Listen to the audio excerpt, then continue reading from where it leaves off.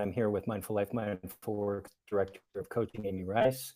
And we're here just to have a conversation around mindfulness-informed coaching, how it relates to scalability and efficiency and optimal performance within an organization.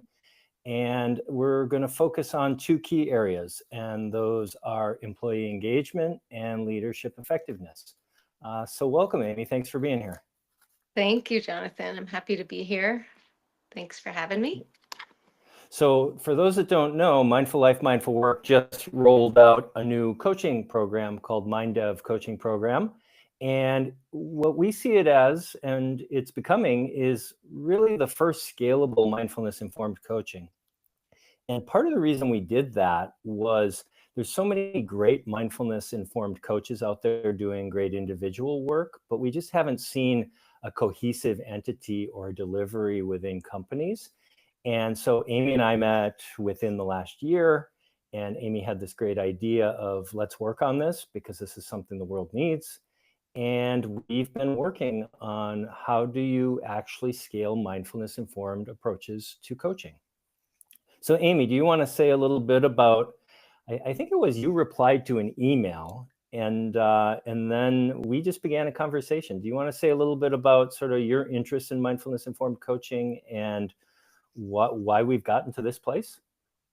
Yeah, so I think we share a common passion for mindfulness as it relates to the way we show up in our lives, how we work, and how we just how we show up every day. And that really spills into every area of our life, but we do spend the majority of our lives at work. And so the idea really came from a vision of creating a program or a platform of mindfulness-based coaches who all share a similar vision and ethos. And how do we really scale that vision within organizations? And I think from my perspective, it's really all about transforming workplace culture. And that starts at the top with leadership. And how do we drive sustainability within organizations? And it starts with leadership and leadership effectiveness and employee engagement, which is really at an all-time low with burnout and the state of the world. We really are in a desperate need to foster this idea of mindfulness, which includes self-awareness and emotional intelligence and a people-centric approach to decision making. And so that's how I think the conversation started, and we connected around this idea. Yeah, it was interesting. We had a lot of intersecting interests, and we fumbled around with those interests for a while. And then over time, it clarified like, oh, this is the thing we're meant to do together. And that was a wonderful moment when we just let simplicity emerge. It's like, oh, this is a no-brainer, right? Like, let's do this thing. And so how do you see like a mindful approach? And well, first of all, mindfulness informed coaching, let's define that. I mean, how is mindfulness informed coaching for us, would you say, different than something else informed coaching or just coaching?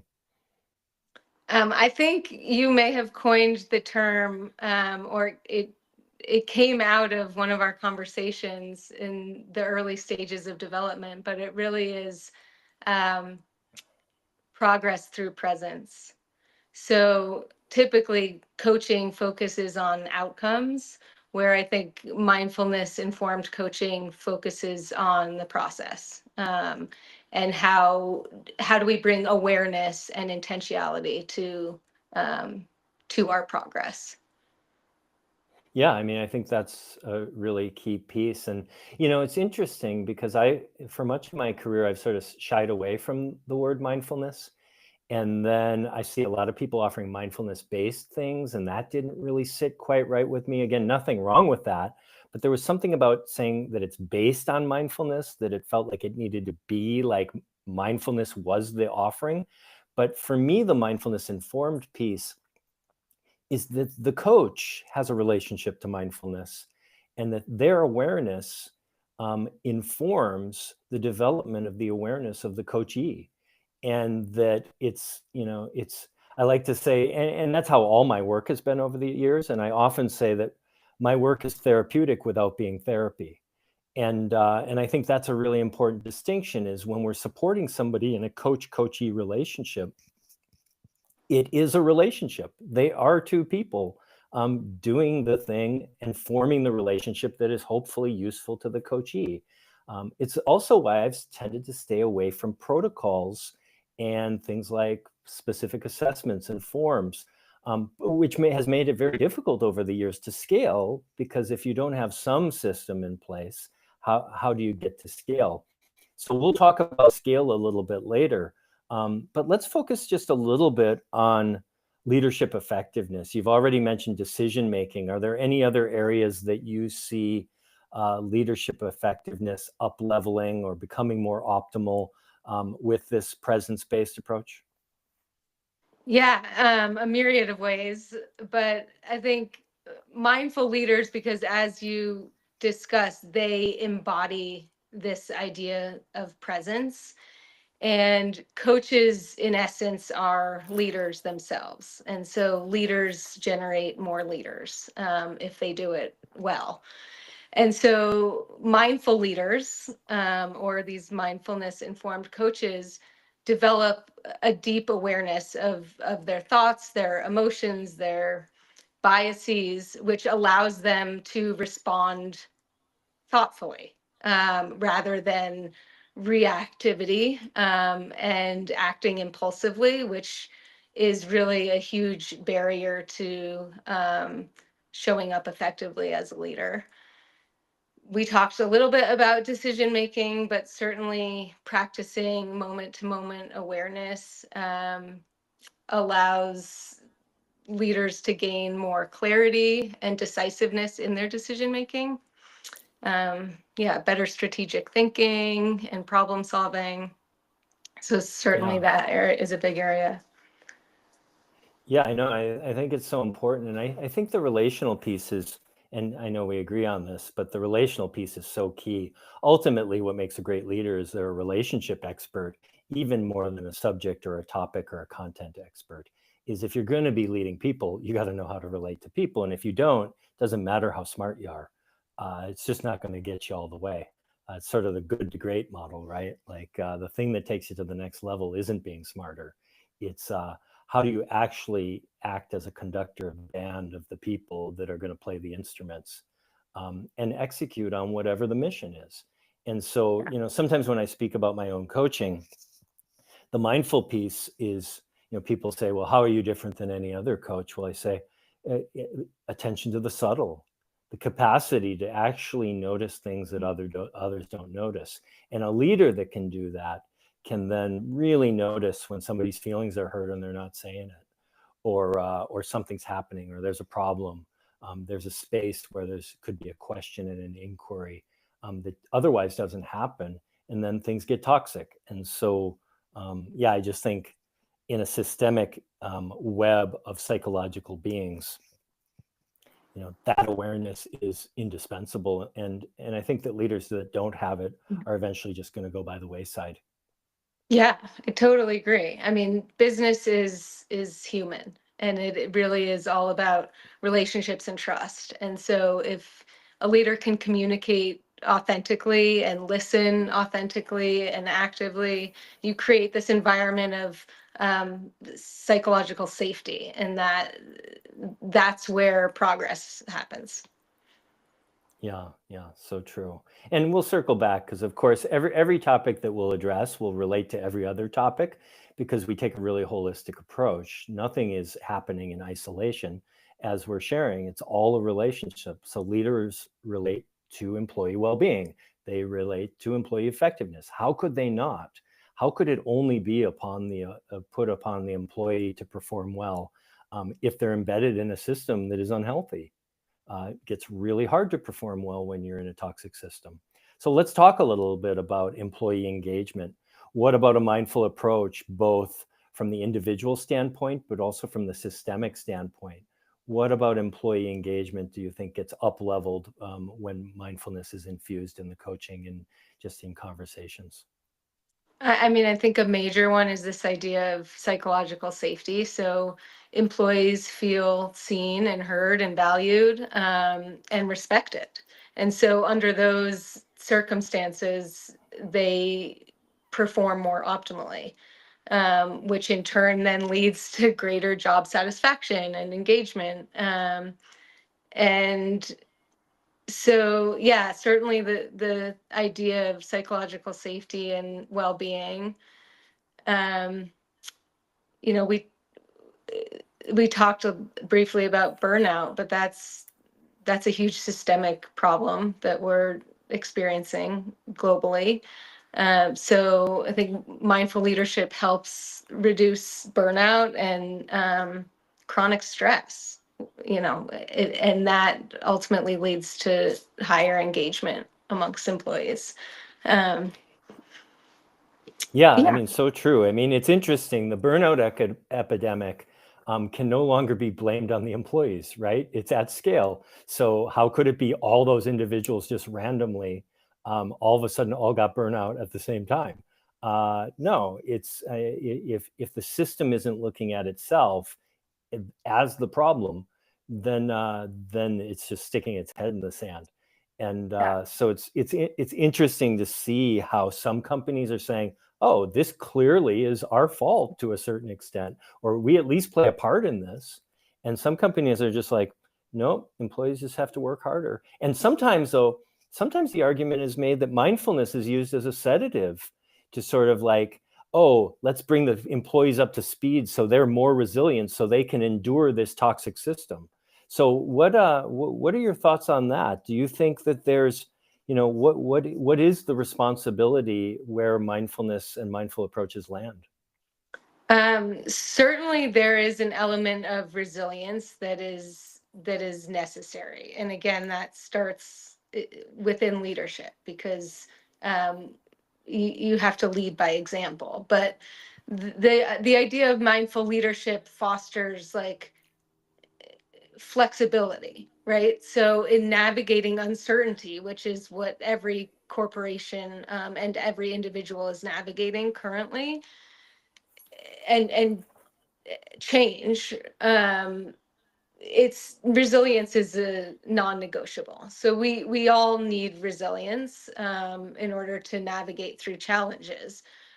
And employees also need autonomy, right? They need to feel trusted, and they need to feel recognized that they will do their job, and get things done in their own way, and not sort of be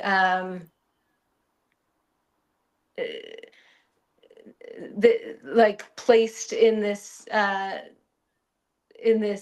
sort of like unrealistic expectation bubble where I think Mhm. that's where burnout occurs, is like it's now you're never enough, or you feel like you're never enough.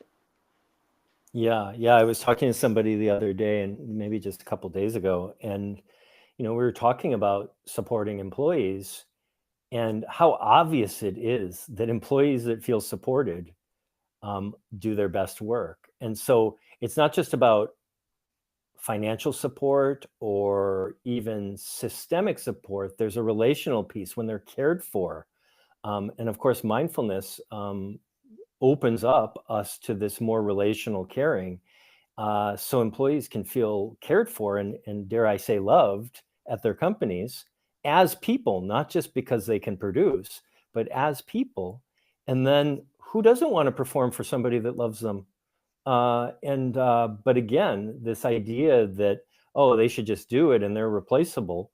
Um, yes, in a big company, you got to know when to change out the parts, and it shouldn't be done willy-nilly, right? Like this, you got to support people to be their best version of themselves.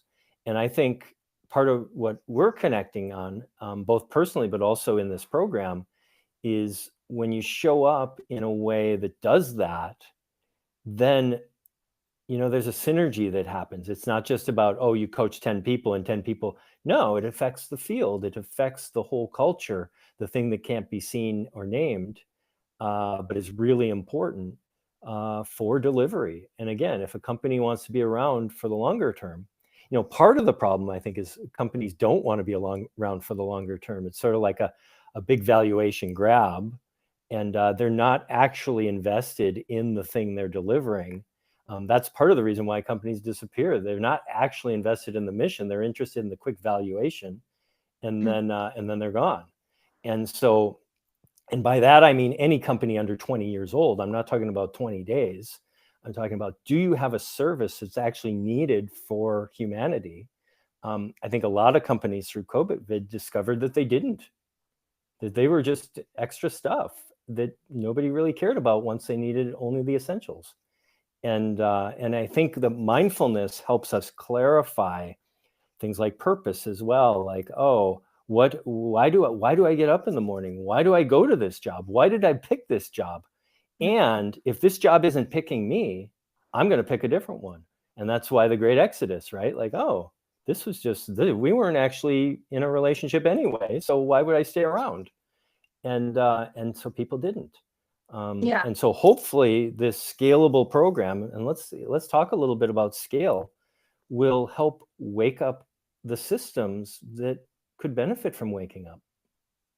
Yeah, absolutely. I mean, you bring up a really valid point, which is this idea of purpose-driven leadership, because I think it's a rarity. And when you align leadership with deeper values and a long-term vision, and every constituent within the organization can get on board with that purpose, you create a culture of integrity and inspiration and cooperation and inclusivity, and everyone is part of the mission and moves the mission forward.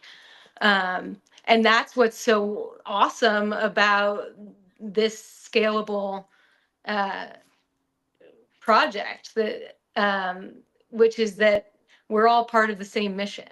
And so, like, how exciting is it to contemplate like the prospect of impact on organizations when you have 200 coaches that are all aligned with the same mission?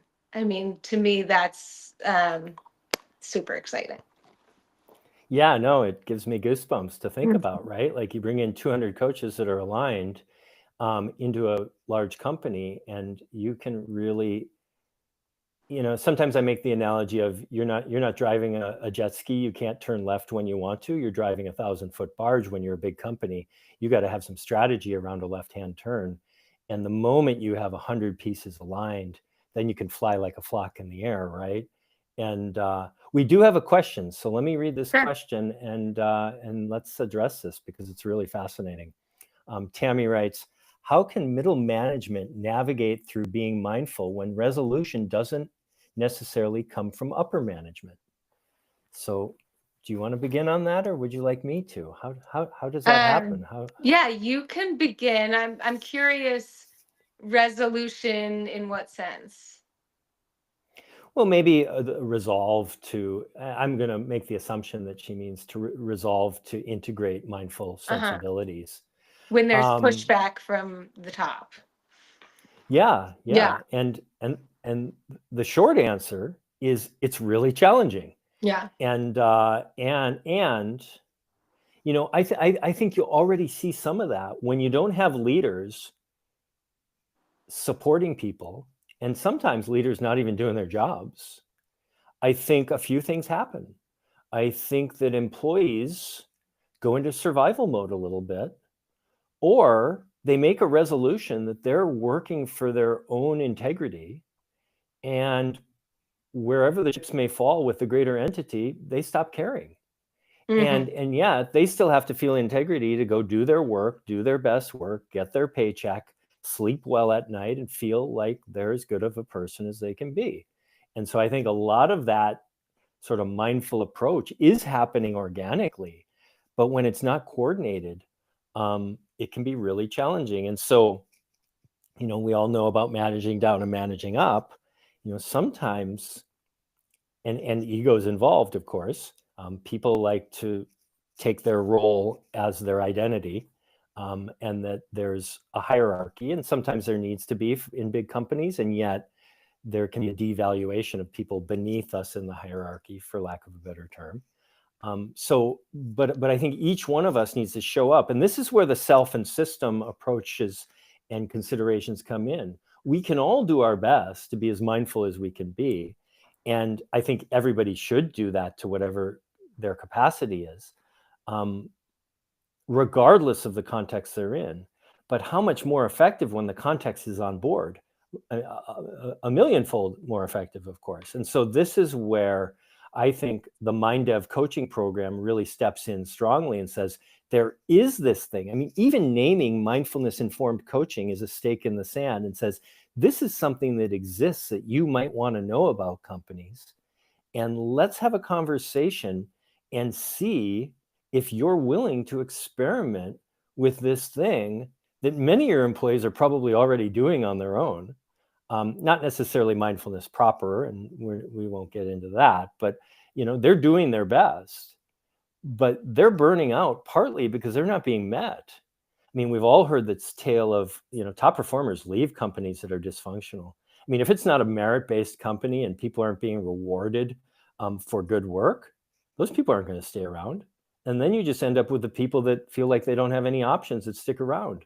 And so a company ends up in a place where, it's just sort of the people that don't feel free that are there. The people that actually felt free left. They weren't the problem.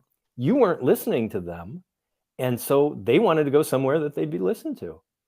And I think mindfulness and mindful leadership helps remedy that, because leaders can recognize the person who's willing to complain and jeopardize their job is a gift to the company. They're willing to put their job at risk because they feel it's that important to care that much. But that's not how it's seen. That person's the problem. They want them to fall in line typically. But the problem is the people that fall in line excessively are often the people that don't give a crap about the company, and that's why they're willing to fall in line. I don't know if that answers your question, but it's really interesting. It's how do we show up the best of our ability, and how do we push against the system in a way that helps the system? It's why third-party contractors and bringing in people like us, the worst thing that happens to us is we get fired by a client. We don't lose our jobs. And that's part of the reason for third-party consultants, is because the people in the system have too much at stake often. You can't afford to lose your job. So you can't speak up. We can speak up, because what are they going to do? Just say they don't want us as a client anymore? That'd be bad news for us, but not the end of the world, because we have other clients. And so that's why the consultant comes in as this neutral entity, as a catalyst for the chemical reaction of change. So I'll let you get in here, Amy, on the management piece.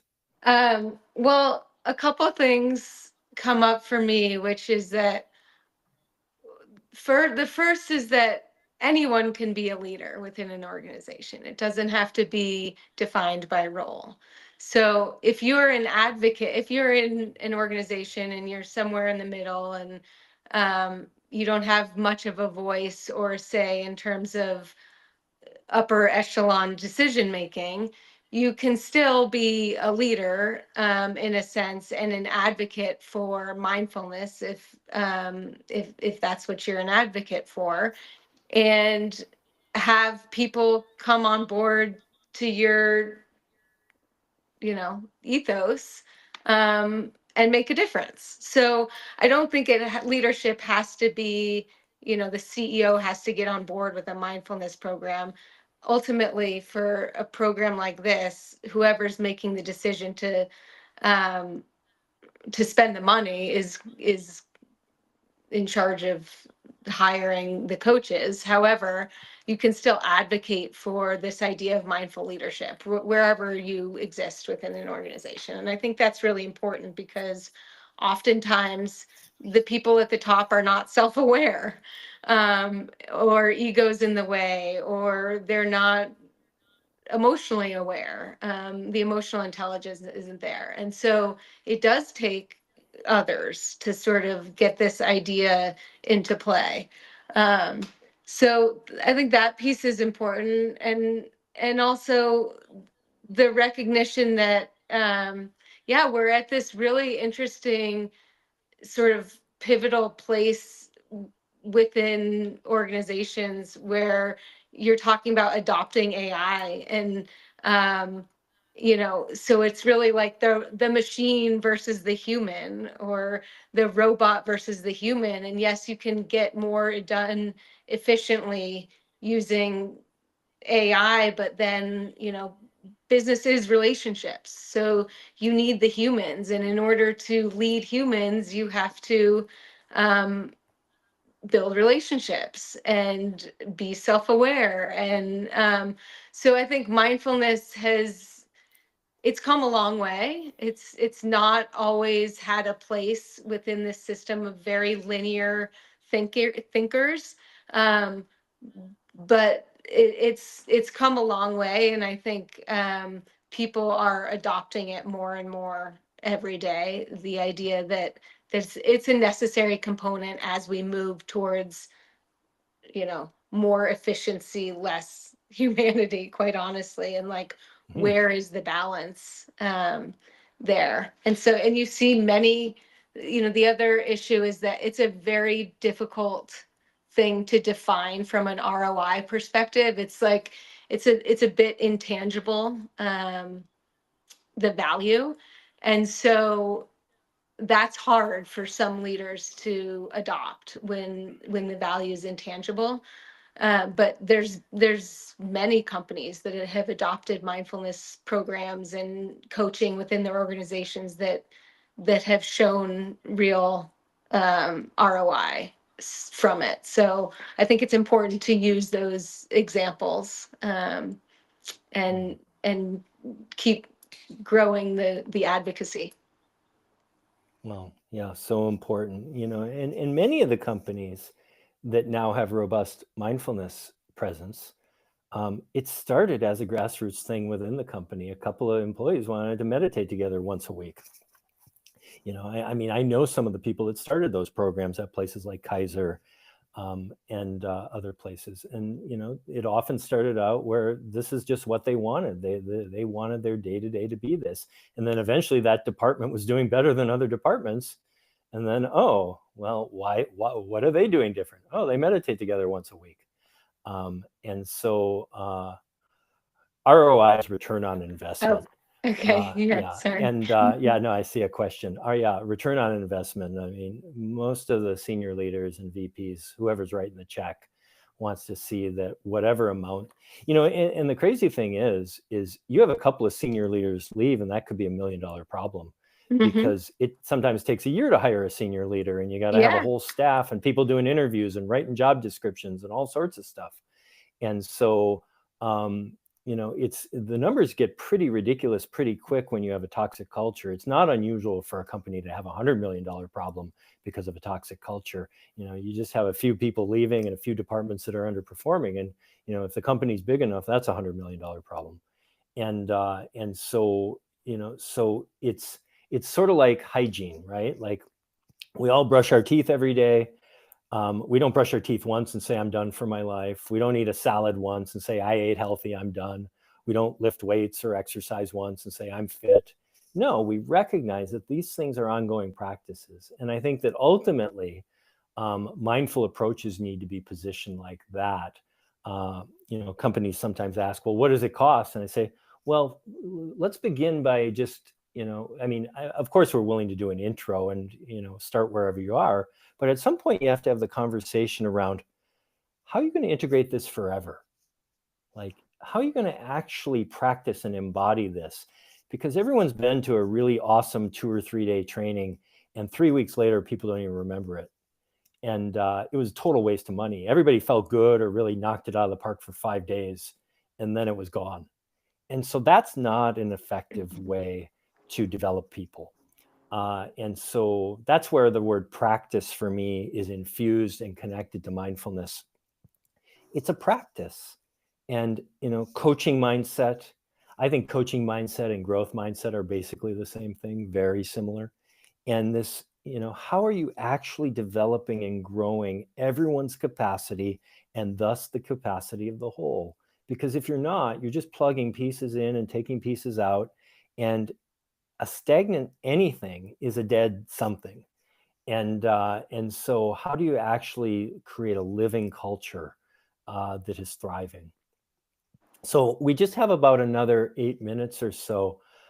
Amy, do you want to touch on well-being and scalability a little bit? Yeah. In what sense? In what Well, I'm just sense? curious. I'm curious how all of Percent. this, we've been talking a little bit in sort of the performance, which I think is really important, and sort of the optimal sort of ROI and things like this in the business case. And of course, this is all intertwined. Um, but a few things about wellness. One is the wellness of individuals, but then also the wellness of the system, Yeah. and really the culture piece, right? And so, but through a wellness lens, and how that maybe is informed by mindfulness informed coaching. Yeah. Well, you touched on it, but organizations are really a sum of its parts. And so the entirety of the organization isn't operating at its optimal potential if each one of its pieces is not. And that's why transforming workplace culture, or really creating healthy environments within organizational culture, is so important in when we talk about driving sustainable success. Or success is a bit subjective, but progress. And organizations may not think of progress like, oh, I want this company to exist in 30 years, but ultimately that's why you're building something, right? And managing it every day is because you want it to stick around. So by bridging this idea of personal well-being, which means that everyone is in a place of health, physically, mentally, emotionally, psychologically, spiritually. Um, you bridge that with organizational growth. I mean, the two go absolutely hand in hand. Well, and I think you've touched on something really important with the word health. Is health in the West has so often been connected to the medical model, and health from a mindfulness-based perspective, which leans east or Eastern, um, tends to be an excellence project, tends to be a human potential project. Mm-hmm. Like, how good can we get? Not because it's a perfectionist effort, not because we're not accepting ourselves as we are, but how can we develop in a way that is really amazing? And I think that, to abandon or to leave that medical idea of pathology or difficulty or illness, not that those things don't exist, we're not Pollyanna-ish in that way, but how do we actually support, not the status quo, but real development? I mean, I think companies have sort of become this thing like, oh, companies are like this, and we just do this thing called company. And this is just the nature of the beast. And good enough makes money for the guys on top or girls on top. That's another conversation. And then good enough. And good enough just is no longer good enough. Not because we're rejecting what has been done, but it's like, okay, let's use that as a springboard.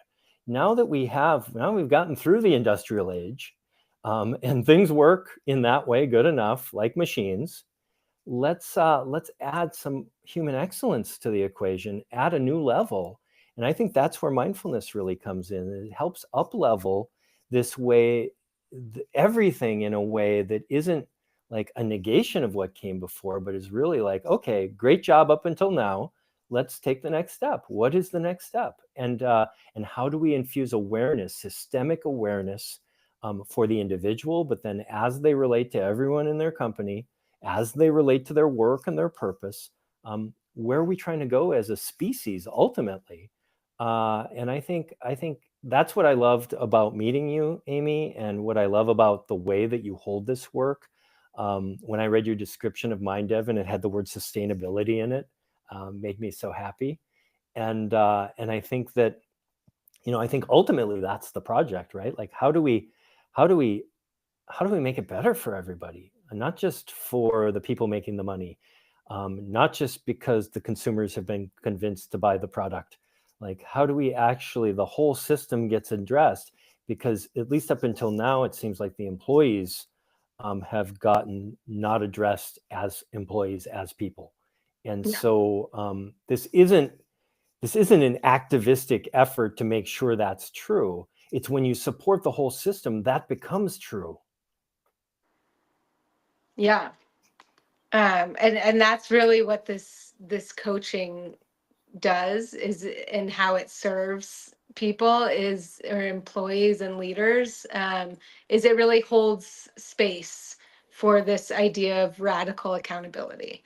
So some people need an accountability partner. Like, they may know that they need to, what they need to do to get to the next level of their own potential. But how it is you get there is by being held and supported, and loved. Yeah, I think it's so important, that accountability piece. A little bit of cheerleading never hurt. A little bit of recognizing how to leverage relationships and sponsorship within an organization never hurt. When we have a workout buddy, we just work a little bit harder. And we want to do that smarter too. We don't want to just push a rock uphill. We want to like do it mindfully.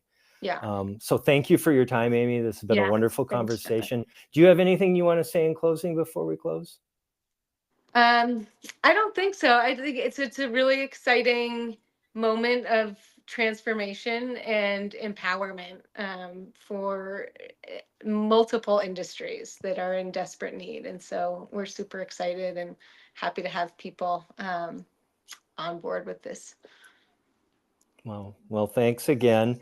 And just to let all of our listeners know, thank you for being here. We're going to do 5 of these. We're going to roll them out approximately every 2 months over the next year.